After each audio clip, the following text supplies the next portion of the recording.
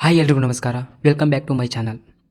ಇವತ್ತಿನ ವಿಡಿಯೋದಲ್ಲಿ ನಾವು ಇತ್ತೀಚೆಗೆ ರಿಲೀಸ್ ಆದ ನೆಟ್ಫ್ಲಿಕ್ಸ್ನಲ್ಲಿ ಕನ್ನಡಕ್ಕೂ ಬಂದಿರುವ ಫಂಕಿ ಸಿನಿಮಾದ ಬಗ್ಗೆ ಸಂಪೂರ್ಣ ರಿವ್ಯೂ ಕೊಡ್ತೀನಿ.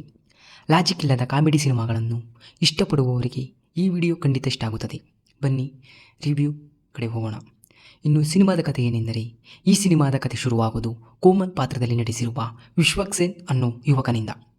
ಅವನ ದೊಡ್ಡ ಕನಸು ಏನೆಂದರೆ ಅವನು ಒಬ್ಬ ದೊಡ್ಡ ರೈಟರ್ ಆಗಬೇಕು ಅಂತ. ಅಂತೂ ಇಂತೂ ಒಂದು ಸಿನಿಮಾ ಮಾಡೋಕ್ಕೆ ಚಾನ್ಸ್ ಸಿಗುತ್ತದೆ ಲೈಫಿನಲ್ಲಿ. ಆ ಸಿನಿಮಾದ ಹೆಸರೇ ಪಂಕಿ. ಆದರೆ ಸಿನಿಮಾದ ಶೂಟಿಂಗ್ ಶುರುವಾದ ಮೇಲೆ ಅಂದುಕೊಂಡದ್ದಕ್ಕಿಂತ ಬಜೆಟ್ ಜಾಸ್ತಿ ಆಗುತ್ತದೆ. ಇದನ್ನು ನೋಡಿ ನಿರ್ಮಾಪಕ ಸುದರ್ಶನ್ ಟೆನ್ಷನ್ ಆಗುತ್ತದೆ. ಆಗ ದುಡ್ಡು ಮತ್ತು ಶೂಟಿಂಗ್ ಪ್ರಾಬ್ಲಮ್ನಿಂದ ಸಾಲ್ಟೌಟ್ ಮಾಡೋಕ್ಕೆ ನಿಂತ ನಿರ್ಮಾಪಕನ ಮಗಳು ಚಿತ್ರಾ ಪಾತ್ರದಲ್ಲಿ ನಟಿಸಿರುವ ಕಾಯಾದು ಲೋಹರ್ ಎಂಟ್ರಿ ಕೊಡುತ್ತಾಳೆ. ಆಮೇಲೆ ಏನಾಗುತ್ತದೆ? ಬರೀ ಜಗಳ ಆಡುತ್ತಿದ್ದ ಹೀರೋ ಹೀರೋಯಿನ್ ಮಧ್ಯೆ ಪ್ರೀತಿ ಹೇಗೆ ಹುಟ್ಟುತ್ತದೆ? ದುಡ್ಡಿಲ್ಲದೆ ನಿಂತು ಹೋದ ಆ ಸಿನಿಮಾ ಹೇಗೆ ಕೊನೆಗೆ ರಿಲೀಸ್ ಆಗುತ್ತೋ ಇಲ್ವಾ ಅನ್ನೋದೇ ಈ ಸಿನಿಮಾದ ಕತೆ. ಸಿನಿಮಾ ಇಂಡಸ್ಟ್ರಿಯಲ್ಲಿ ಒಂದು ಸಿನಿಮಾ ಮಾಡೋಕ್ಕೆ ಎಷ್ಟೆಲ್ಲ ಕಷ್ಟಪಡಬೇಕು ಅನ್ನೋದನ್ನು ತಮಾಷೆಯಾಗಿ ತೋರಿಸಿದ್ದಾರೆ. ಇನ್ನು ಈ ಸಿನಿಮಾದ ಪ್ಲಸ್ ಪಾಯಿಂಟ್ ವಿಷಯಕ್ಕೆ ಬಂದರೆ, ಈ ಸಿನಿಮಾದ ಅತಿ ದೊಡ್ಡ ಪ್ಲಸ್ ಪಾಯಿಂಟ್ ಅಂದರೆ ಕಾಮಿಡಿ. ಸಿನಿಮಾ ಶೂಟಿಂಗ್ ಸೆಟ್ನಲ್ಲಿ ನಡೆಯುವ ಗಲಾಟೆಗಳು, ಡೈರೆಕ್ಟರ್ ಮತ್ತು ಪ್ರೊಡ್ಯೂಸರ್ ಮಧ್ಯೆ ನಡೆಯುವ ಕಾಮಿಡಿ ಸೀನ್ಗಳು ತುಂಬ ಚೆನ್ನಾಗಿ ವರ್ಕ್ ಆಗಿವೆ. ಇನ್ನು ಇಂದಿನ ಪ್ಯಾನ್ ಇಂಡಿಯಾ ಸಿನಿಮಾಗಳು ಮತ್ತು ಸಿನಿಮಾ ಇಂಡಸ್ಟ್ರಿಯಲ್ಲಿ ನಡೆಯುವ ಕೆಲವೊಂದು ವಿಷಯಗಳನ್ನೇ ಇಟ್ಟುಕೊಂಡು ಸಖತ್ತಾಗಿ ಡೈಲಾಗ್ ಬರೆದಿದ್ದಾರೆ. ಇನ್ನು ಸಿನಿಮಾದ ನೆಗೆಟಿವ್ ವಿಚಾರಕ್ಕೆ ಬಂದರೆ, ಸಿನಿಮಾದಲ್ಲಿ ಕಾಮಿಡಿ ಇದೆ, ಆದರೆ ಒಂದು ಸ್ಟ್ರಾಂಗ್ ಆದ ಕತೆ ಇಲ್ಲ. ದ್ವಿತೀಯಾರ್ಧದಲ್ಲಿ ಕತೆ ಎಲ್ಲಿಗೂ ಹೋಗುತ್ತಿದೆ ಅಂತ ನಮಗೆ ಅನಿಸಿಬಿಡುತ್ತದೆ. ಡೈರೆಕ್ಟರ್ ಕಷ್ಟಪಡುತ್ತಿದ್ದಾನೆ ಅನ್ನೋದು ನಮಗೆ ಪರದೆಯ ಮೇಲೆ ಕನೆಕ್ಟ್ ಆಗುವುದಿಲ್ಲ, ಯಾಕೆಂದರೆ ಎಲ್ಲವನ್ನು ತುಂಬ ತಮಾಷೆಯಾಗಿ ತೋರಿಸಿದ್ದಾರೆ.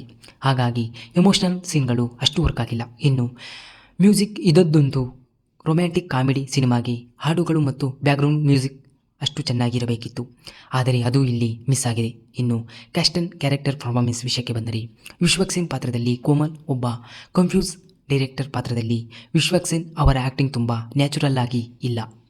ಅವರ ಕಾಮಿಡಿ ಟೈಮಿಂಗ್ ಓಪ್ಲೆಸ್ ಅಂತಲೇ ಹೇಳ್ಬೋದು.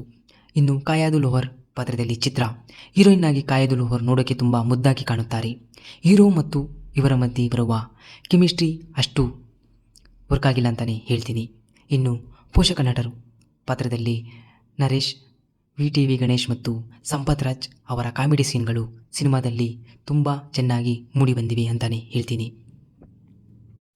ಇನ್ನು ನೀವು ಲಾಜಿಕ್ ಹುಡುಕದೆ ಸುಮ್ಮನೆ 2 ಗಂಟೆ ಟೈಮ್ ಪಾಸ್ ಆಗಬೇಕು ಅಂದರೆ, ಸ್ವಲ್ಪ ನಕ್ಕು ರಿಲ್ಯಾಕ್ಸ್ ಆಗಬೇಕು ಅಂತಂದರೆ ಅಷ್ಟು ಒಳ್ಳೆ ಮೂವಿ ಅಲ್ಲ ಅಂತಲೇ ಹೇಳ್ತೀನಿ. ಖಂಡಿತ ಈ ಸಿನಿಮಾವನ್ನು ಫ್ಯಾಮಿಲಿ ಜೊತೆ ಕೂತು ನೋಡಬಹುದು. ಡೀಪ್ ಆದ ಕತೆ ಅಥವಾ ಎಮೋಷ್ನಲ್ ಬೇಕು ಅನ್ನೋರಿಗೆ ಈ ಸಿನಿಮಾ ಅಷ್ಟು ಇಷ್ಟ ಆಗುವುದಿಲ್ಲ. ಈ ವಿಡಿಯೋಗೆ